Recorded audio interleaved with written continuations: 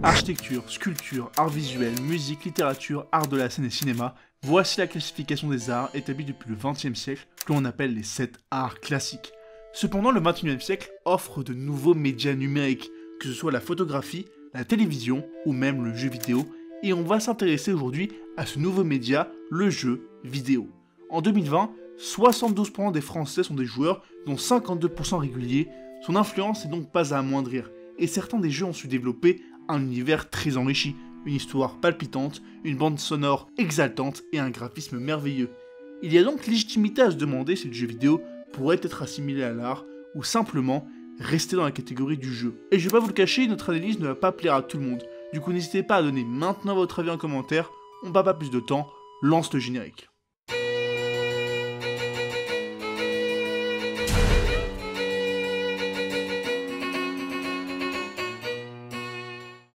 Avant de répondre directement à la problématique, on va déjà se demander qu'est-ce que l'art, et déjà, c'est assez compliqué. Certains peuvent en douter, mais être historien de l'art, c'est un vrai job, rémunéré et tout.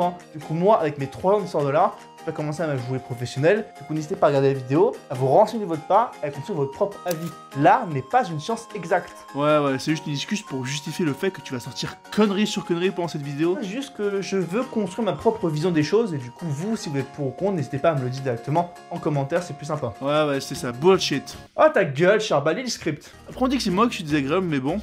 De manière générale, l'art est une activité humaine ou le produit de cette activité qui s'adresse délibérément au sens, aux émotions, aux intuitions et à l'intellect. On en conclut 3 choses. Déjà, c'est une œuvre humaine, elle s'adresse au sens et surtout, elle le fait de façon volontaire. Déjà, c'est une œuvre humaine, très discriminatoire pour nos amis à organes de métal qui ont déjà produit des œuvres artistiques comme ça par exemple. C'est mignon, je pense. L'art humain, du coup, par cette créature venue d'un livre de Stephen King, doit aussi nous atteindre, nous et nos émotions, que ce soit un sentiment agréable ou non, et c'est là qu'on peut parler de subjectivité de l'art. Tu considères qu'une œuvre est artistique quand tu ressens quelque chose. Quand tu regardes le Parthénon, la Tour Eiffel, la Victoire de Samothrace, l'école d'Athènes ou que tu écoutes la 9e symphonie de Beethoven, tu es impressionné par la qualité technique, par le résultat magnifique. Et si je te montre par exemple une œuvre cubique de Picasso, et ben là tu me dis mais qu'est-ce que c'est que cette merde? Quand tu vois d'autres œuvres, qui ne sont pas considérées comme belles, certains ne ressentent rien, mais c'est quand même des œuvres d'art. Certaines œuvres ne veulent juste pas exprimer la beauté, mais plutôt la noirceur du monde ou d'autres critiques de notre société ou certaines pratiques. Et pour finir, lorsqu'un artiste crée une œuvre, il a conscience de sa tâche, il se donne comme objectif de créer des sentiments ou de faire passer un message. Une œuvre d'art est artistique parce que son but principal est d'être artistique, c'est son but premier. Maintenant qu'on a les 3 critères, on va pouvoir comparer ça aux jeux vidéo. Et là, pour prendre l'exemple, je vais comparer ça avec mon jeu vidéo préféré, The Legend of Zelda The Wind Waker. Graphisme, gameplay, musique, scénario, même si je suis pas objectif, ce jeu vidéo est parfait. Mais quoi? Je vous ai dit que je pouvais pas être objectif en parlant de ce jeu-là, c'est le jeu vidéo de mon enfance, bref, continuons. Mais oui, ce jeu vidéo est parfait. D'ailleurs, toutes les musiques de cette vidéo viennent de ce jeu magnifique qui va te faire vivre des aventures épiques et voyager à travers les océans. Enfin bref, ce jeu vidéo a un aspect véritablement artistique. On est d'accord pour dire que ce jeu est une œuvre humaine. C'est une œuvre créée de l'union de nombreux artistes, game designers, concept artistes, character designers, level designers, FVX artistes, sound designers, modelers 3D et d'autres encore. Ensuite, et même si certains ne sont pas réceptifs, les jeux vidéo transmettent des sentiments. J'ai été émerveillé devant les plaines d'Hyrule de Zelda Breath of the Wild, j'ai eu peur dans les jeux Outlast, j'ai pleuré devant Life is Strange, j'ai rêvé dans Mario Galaxy.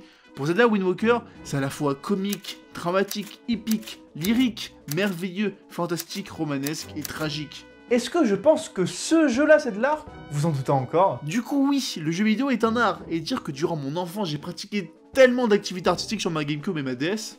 Charba, désolé mais tu te trompes, tu as oublié le dernier critère.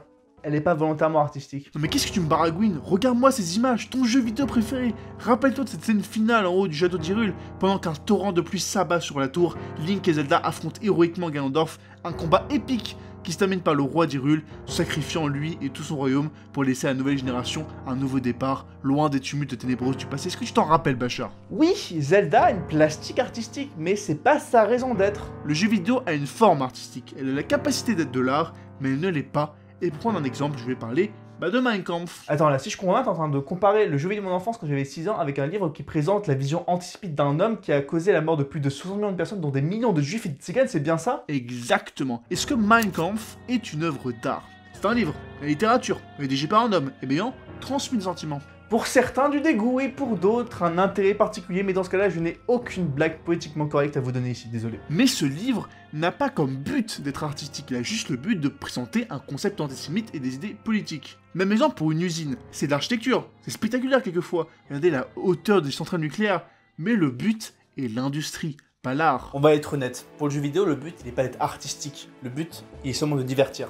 En tant que consommateur, je n'aurais pas la même attente d'une visite au musée que lorsque je joue aux jeux vidéo. Quand je joue aux jeux vidéo, je cherche juste à me divertir, mais vraiment quand je vais au musée, je cherche à apprendre, je cherche à comprendre, à m'interroger, à ressentir des choses. Ça veut pas dire que l'art n'est pas divertissant. Le cinéma, le théâtre, l'opéra, c'est divertissant, mais c'est une conséquence de sa forme. Après, ça veut pas dire que tous les jeux vidéo ne sont pas de l'art. Tout le monde s'y journait. Et c'est vrai, j'y ai joué, alors je me suis pas autant diverti qu'avec un Zelda. Mais c'est une œuvre artistique, développée pour offrir des paysages magnifiques et même une moralité sur le voyage et la destination. Ce jeu a délibérément mis en priorité l'aspect artistique plutôt que le divertissement que pourrait éprouver le joueur, et c'est cet aspect que je considère comme primordial. Et en posant ma théorie, on peut alors classifier toutes les autres problématiques. Pour les vidéos YouTube, sauf court-métrage, les one-man shows, les émissions télé, la radio, l'art culinaire, tout ça, ce n'est pas de l'art, car leurs buts principaux sont d'être divertissants, drôles, d'informer les gens ou simplement être bon à goûter.